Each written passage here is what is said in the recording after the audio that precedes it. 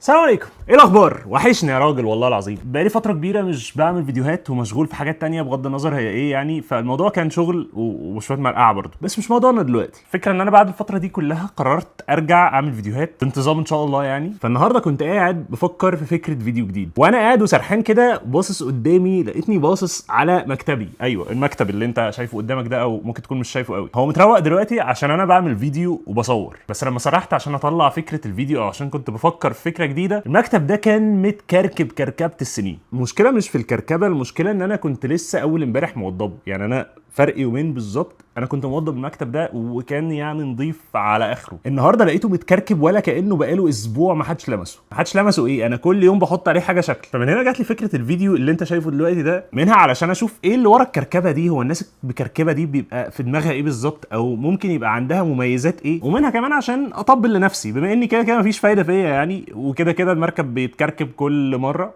مركب كده المكتب بيتكركب كل مره ولا كاني وضبته. فهحاول اطبل لنفسي شويه واطلع ميزه في الموضوع. قبل بقى ما اقول لك الميزه او العيب اللي احنا لسه مش عارفين هو هيطلع ايه، لو انت اول مره تشوفني على اليوتيوب يا ريت تشترك في القناه لو انت لسه ما اشتركتش، ويا ريت كمان تعمل لايك للفيديو يعني رحب بيا انا لسه راجع. ولو ما عجبكش تقدر في الاخر تعمل ديسلايك. يعني من زمان واحنا متربيين او متعلمين سواء في البيت او في المدرسه ان النظام مرتبط بالنجاح، والكركبه او الفوضى مرتبطه بالفشل. بس هل ده حقيقي؟ في شك ان النظام حاجه جميله والكركبه حاجه مقلقه وموتره، بس في نظره اعمق من كده بكتير العلم بص على الحاجات دي بيها. لما سنه 1982 عالمين جريمه اسمهم جورج كيلينج وجيمس ويلسون طلعوا نظريه اسمها الازاز المكسور او الشباك المكسور، The Broken Windows Theory. النظريه دي بتقول لك ان المظاهر الصغيره للفوضى زي ان شباك يبقى ازازه مكسور ومسكوت عليه، او حاجات مترميه في كل مكان، او جرافيتي مرسوم في الشارع بعشوائيه في اماكن غريبه. اي مظاهر صغيره للعشوائيه بتساعد وبتشجع الجريمه بشكل كبير. والنظريه دي شبه اثبتت، بس في شويه جدل على اثباتها. لما في التسعينات عمده نيويورك قرر يستغل النظريه دي ويطبقها على ارض الواقع، بان هو يحارب الجرائم الصغيره اللي ممكن تدي احساس بالفوضى، زي الجرافيتي اللي بيترسم على الحيطان، زي الناس اللي بتخش المترو من غير تذاكر. حاجات بسيطه بس بناء على النظريه الحاجات البسيطه دي بتحسس الناس ان مفيش حد هنا بيراقب، المكان ده مش بتاع حد ومفيش حد واخد باله من حاجه. وكانت نتيجه اللي هو عمله ده ان معدل الجرائم الكبيره بقى قل بكتير بشكل ملحوظ. النظريه دي جميله جدا ومنطقيه، وبتوضح ان بجد العشوائيه حاجه مضره جدا، وحاجه ممكن بجد تسبب جرائم وتسبب حاجات كبيره احنا ممكن ما نكونش واخدين بالنا منها. لكن هل دي الصوره كامله؟ لا، دي مش الصوره كامله. لما سنه 2013 جت عالمه اسمها كاثلين فوز عملت تجربه حببتنا جدا في الفوضى والفوضويين. التجربه دي كانت ان هم جابوا ناس اشتغلوا في مكان فوضوي جدا ومكركب جدا، وجابوا ناس تانيين اشتغلوا في مكتب منظم جدا ونظيف جدا، وقاسوا سلوك الناس دي والناس دي بناء على 3 تجارب مختلفه. اول تجربه ان هم عرضوا على المجموعتين ان هم يتبرعوا لجمعيات خيريه، وخيروهم كمان في الاكل ما بين الشوكولاته والتفاح. وكانت نتيجه التجربه دي ان الناس اللي اشتغلت في المكان المنظم المترتب الجميل اختاروا ان هم ياكلوا تفاح مش شوكولاته، والناس اللي اشتغلت في مكان فوضوي اختاروا الشوكولاته. اما بقى تاني تجربه قارنوا بيها هي كره البينج بونج. دي كانت تجربه ابداعيه بتقيس الابداع عند كل واحد. سالوهم عن اقتراحات لاستخدامات مختلفه لكره البينج بونج، وساعتها كانت اجابات الناس اللي عايشه في فوضى دايما مبدعه اكتر بكتير بشكل ملحوظ. اما اخر تجربه قارنوا بيها وهي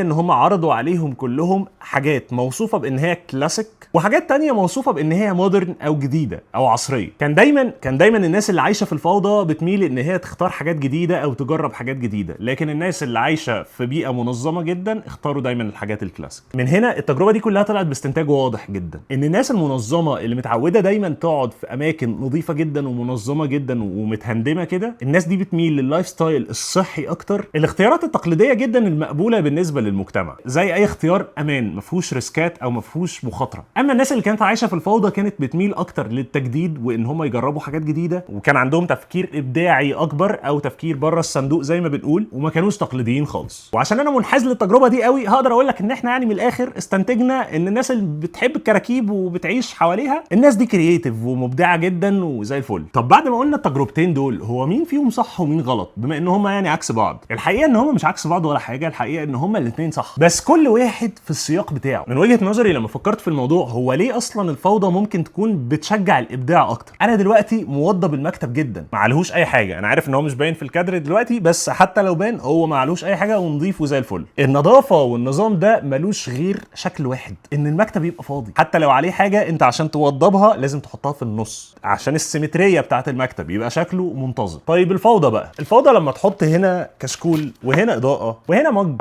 وهنا دراع بلاي ستيشن وهنا ريموت التلفزيون، الفوضى دي هي فوضى، بس ممكن يبقى لها اشكال كتير. ممكن يبقى الدراع هنا والكشكول هنا والاضاءه هنا والمج هنا. بقى في اوبشنز كتير او اختيارات كتير لشكل الفوضى دي. نفس الفوضى اصلا اللي على مكتبك كل مره بيبقى شكلها مختلف، ما بتبقاش واحده، بس النظام هو واحد. طب ده برضو معناه ايه؟ بغض النظر يعني عن الفوضى اللي احنا عملناها، خلينا نرجعها زي ما كان. ده معناه من وجهة نظري حاجة واحدة، ان النظام والالتزام بالتقاليد مهمة جدا في الاخلاق والقانون والتعاملات ما بين البشر. اما عدم النظام ممكن جدا يكون موجود في حتت مختلفة في حياة كل واحد فينا، وعدم النظام ده بيولد تفكير بره الصندوق وبيولد ابداع بجد ممكن ما يطلعش من غيره. دي مش دعوة ان انت ما تبقاش منظم، اطمن، انت مش محتاج ما تبقاش منظم قاصد، انت غالبا بتكركب الدنيا لوحدك. بس انا هنا جاي اطمنك ان الكركبة اللي انت بتكركبها مش دايما حاجه وحشه، طول ما هي ما بتساعدكش على الجريمه. لو انت بقى مكمل الفيديو لحد دلوقتي، اعتقد ان هو ممكن يكون عجبك، فيا ريت تعمل له لايك، يا ريت تشترك في القناه كمان لو انت لسه ما اشتركتش يعني. شكرا جدا ان انت اتفرجت كل ده، وبس كده.